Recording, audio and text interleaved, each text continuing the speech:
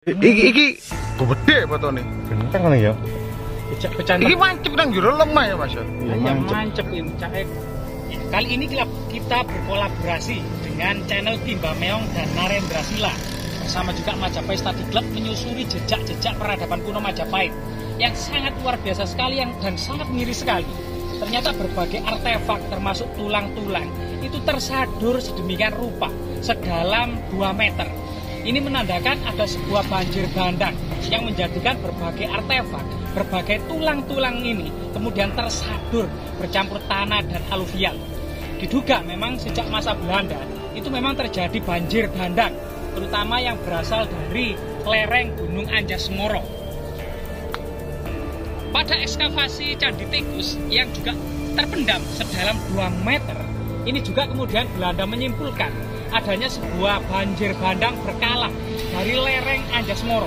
Kemudian Belanda pun kemudian menanam pohon jati secara masif di lereng-lereng Gunung Anjas-Moro. Dari sinilah kemudian jika kita menuju atau menggali peradaban di situs Grogol ini, yaitu di Dusun Grogol, Desa Ngarjo, Kecamatan Jatirejo, Kabupaten Mojokerto, Jawa Timur ini, kita akan melihat topografi atau lokalisasi di mana situs Grogol ini terletak di selatan. Dalam berita Negara Kertagama bahwasanya di selatan menjulang gedung kejaksaan. Di samping gedung kejaksaan juga ada perumahan para pendeta dan perumahan para Arya atau bangsawan. Ini akan terlihat sekali bagaimana kemudian pecahan-pecahan keramik Cina yang sangat-sangat mahal, kemudian juga jejak-jejak tulang belulang hewan-hewan yang menandakan raja mangsa atau kemudian makanan para bangsawan. Ini juga sangat terlihat sekali. Sehingga kemudian di situs Grogol inilah kita akan menggali jejak-jejak kemudian perumahan para Arya, para bangsawan, para pendeta dan gedung-gedung kejaksaan yang ada di Berita Negara Kertagama. Mari kita telusuri bersama-sama. Di sini kemudian di perkebunan tebu ini kita ada beberapa linggan, yaitu pembuatan batu bata, di mana kemudian tanah digali. Tanah digali ini ternyata demikian banyak sekali artefak-artefak yang ada. Misalnya tanah aluvial yang bercampur dengan batu bebatuan dan batu bata kuno. Batu-batu tanah-tanah aluvial, batu sungai, batu bata kuno, termasuk kemudian pecahan-pecahan tembikar. Ini sangat banyak sekali, termasuk kemudian keramik-keramik Cina. Ini menandakan sebuah tanah yang sangat tersadur sekali ini, sangat tersadur sekali bersama berbagai macam pecahan-pecahan tembikar atau peralatan-peralatan gerabah pada masa Majapahit yang sangat masif sekali, sangat banyak sekali, termasuk kemudian batu bata kuno.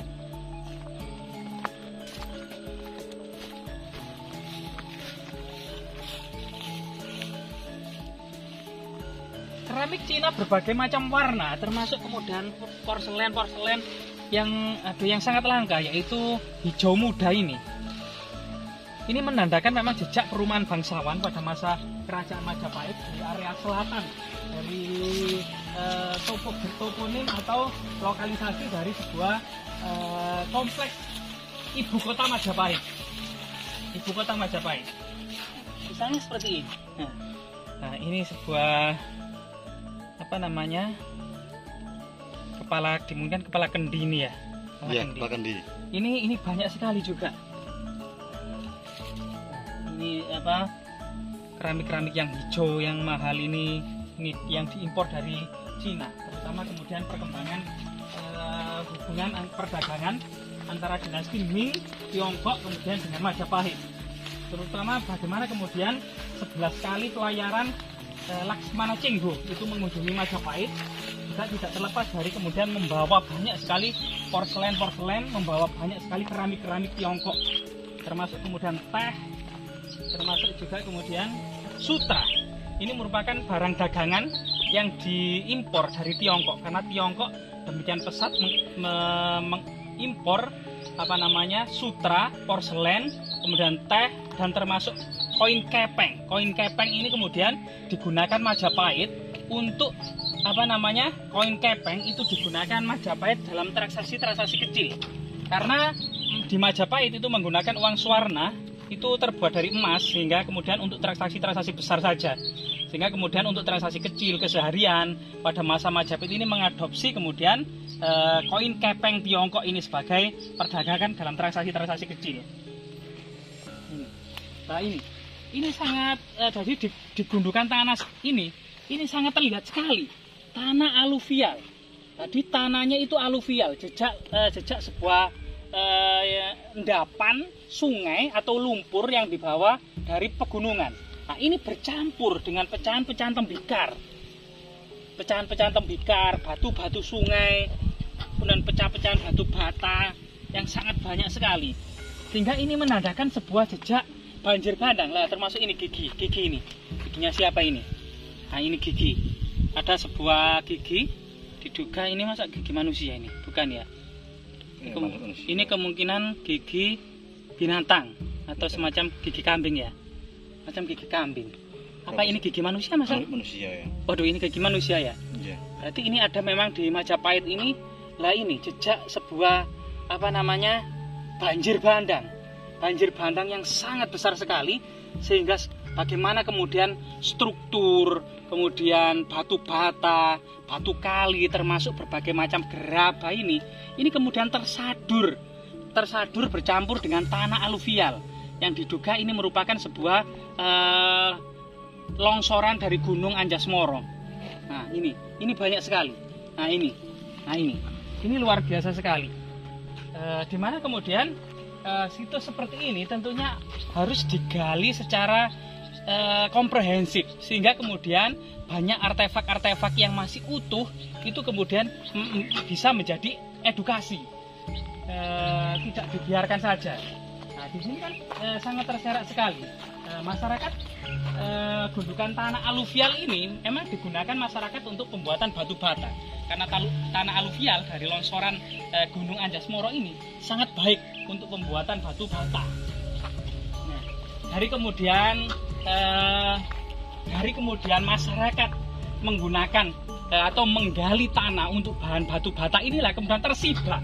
Ternyata ada sebuah lapisan yang penuh dengan reruntuhan kuno, termasuk kemudian pecahan-pecahan tembikar, termasuk kemudian pecahan-pecahan keramik Cina. Ini dari penggalian yang dilakukan oleh masyarakat dalam pembuatan batu bata.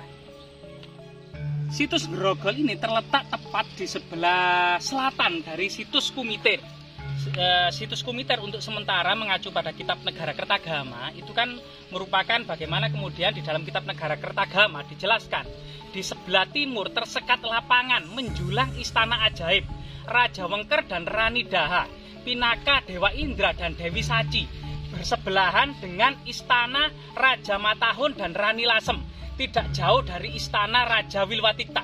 Dari berita Kitab Negara Kertagama itulah kemudian situs Kumiter ini merupakan sebuah kompleks istana Raja Majapahit, termasuk raja-raja daerah itu juga memiliki istana. Kemudian di situs Grogol yang terletak di selatan dari situs Kumiter ini juga diberitakan dalam Kitab Negara Kertagama bahwasanya di selatan itu tertegak gedung kejaksaan, kemudian bersebelahan dengan perumahan para Arya dan para pendeta, termasuk para bangsawan di situ. Disitulah kemudian kita akan mengetahui bahwasanya di situs Grogol ini perlu memang sebuah ekskavasi komprehensif dan terstruktur akan menyibak konteks kesejaharaannya. Karena bagaimanapun juga dalam gambar peta yang dibuat oleh McLean-Pond ini kemudian masih membutuhkan kajian faktual di lapangan untuk menunjukkan bagaimana kemudian fakta-fakta yang ada di dalam Kitab Negara Kertagama. Baik itu kemudian di mana kemudian letak istana Raja Majapahit, letak istana raja-raja daerah, letak perumahan para bangsawan, letak perumahan para pendeta, kemudian dalam menyambut tamu, yaitu kemudian di mana kemudian pendapa-pendapa, tersekat lapangan-lapangan, jalan-jalan yang lebar, yang kiri kanan kemudian ditanami pohon bramastana atau pohon beringin yang panjang. Artinya pohon beringin pada masa Majapahit ini merupakan naungan di kiri kanan jalan-jalan yang ada di ibu kota Majapahit. Ini kemudian harus tersibak. Bagaimana kemudian konsep istana Majapahit kita harus korelasikan dengan penggalian yang ada di lapangan. Sayang sekali memang situs Grogol ini memang kurang terekskavasi dan kurang perhatian. Padahal jejak peninggalan dan reruntuhan kuno ini sangat banyak, sangat masif sekali, gitu ya. Nah, bagaimana kemudian ini menjadi bukti tentang kejayaan masa lalu, tentang sebuah ekstensi satu-satunya situs ibu kota kerajaan kuno, yaitu Trowulan yang ada di Majapahit dan sekitarnya ini. Semoga kemudian situs-situs seperti ini itu segera bisa terekskavasi secara komprehensif, dan kemudian kita akan bisa mengetahui kejayaan di masa Majapahit dengan seluruh kota dan seluruh kompleks istana-istananya ini bisa tergali dengan baik. Majapahit Study Club, Narendra Sila, dan Kim Bameong tentunya sangat anu.